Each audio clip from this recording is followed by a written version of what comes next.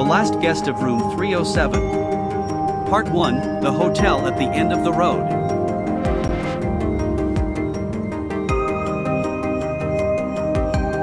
The last guest of room 307. Part 1, the hotel at the end of the road. The rain had been falling for hours.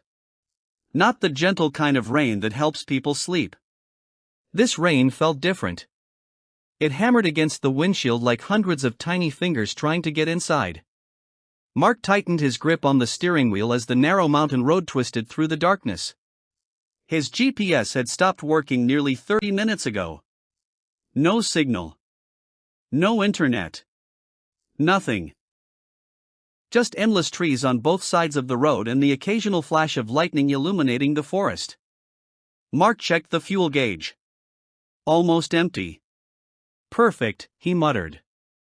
He was supposed to arrive at a business conference before midnight, but a landslide had forced him to take a detour through the mountains. Now he wasn't even sure where he was. Another flash of lightning lit up the road ahead. For a brief moment, he thought he saw a person standing among the trees. A woman.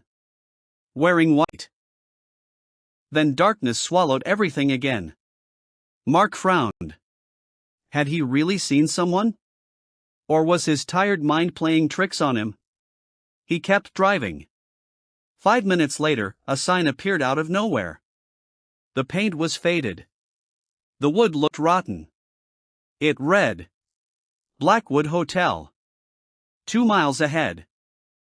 Mark felt relieved. A hotel meant warmth. A bed. And most importantly, a phone. The road continued uphill. The rain grew heavier. Eventually, he saw lights. A large building emerged from the darkness. At first glance, it looked beautiful. Old-fashioned. Elegant. Like something from another century. But as he drove closer, he noticed something strange.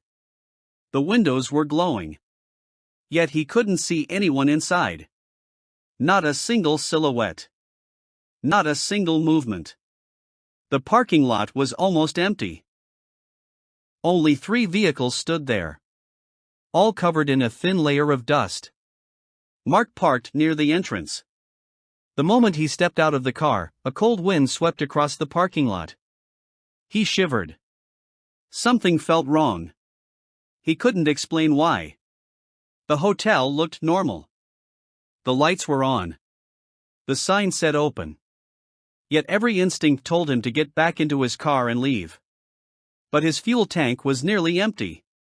And there was nowhere else to go. So he grabbed his suitcase and walked inside. The lobby was surprisingly quiet. No music. No television. No sounds of guests talking. Only the ticking of an old grandfather clock standing against the wall. Tick. Tick. Tick. Behind the reception desk stood an elderly woman. Her gray hair was neatly tied back. She wore a dark uniform that looked decades out of date. When Mark approached, she smiled. But her smile never reached her eyes. "Good evening," she said softly. "I need a room for the night," Mark replied. The woman stared at him for several seconds before answering. As if she were studying him. Or remembering him. Finally she nodded. "We have 1 room available." "Great." The woman opened a large guest book. Not a computer. Not a tablet. A guest book. She slowly turned the pages. Then stopped. Room 307. Her finger rested on the number. For some reason, her smile disappeared. "Room 307, she whispered. Mark noticed her expression. "Is something wrong?" The woman hesitated. Then shook her head. "No. Nothing at all." She handed him an old brass key. Not a key card. A real key. Attached to it was a faded tag. "Please remember one thing," she said. "What?" The woman looked directly into his eyes. "If someone knocks on your door after midnight." She paused. The grandfather clock continued ticking. Tick. Tick. Tick. Do not open it. Mark laughed nervously. What? The woman didn't laugh. Her face remained completely serious. Whatever you hear, whatever voice calls your name, do not open the door. A chill ran down Mark's spine. Before he could ask another question, lightning flashed outside. For a brief second, the entire lobby turned white. And in that moment, Mark thought he saw someone standing at the top of the staircase. A woman. Wearing white. Watching him. The same woman he had seen in the forest. Then the lights returned to normal.